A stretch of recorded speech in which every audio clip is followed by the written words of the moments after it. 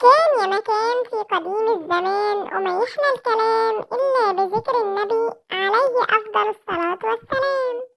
كان في بنت اسمها ندى. ندى صغيرة بتصحى كل يوم بدري وبتفطر.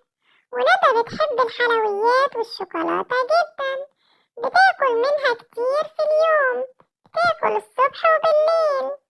بعد الفطار ندى بتمسك فرشة الأسنان وبتقعد تفكر، تقول أنا مش هغسل سناني النهاردة، أنا هروح ألعب مع أصحابي. طبعا السوسة بتفرح كتير لأن أسنان ندى مليانة بالأكل، والسوسة بتبقى فرحانة جدا وتقول الأكل كتير، يلا بينا يا أصحابي نبدأ في العمل. ويبدأ السوس في الحف.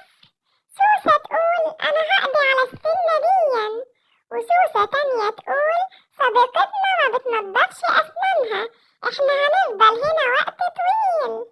في اليوم التاني بتصحى ندى على ألم شديد في أسنانها وبتقعد تقول يا سناني يا سناني، سناني بتوجعني. وتقول لمامتها يا ماما سناني بتوجعني جدا.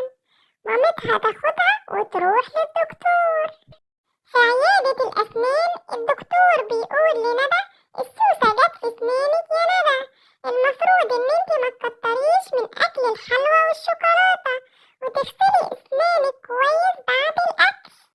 وبعدين الدكتور بيشرح لندى ازاي تغسل أسنانها، بيقول لها تحط المعجون على الفرشة وتنضف أسنانك من فوق لتحت ومن تحت لفوق.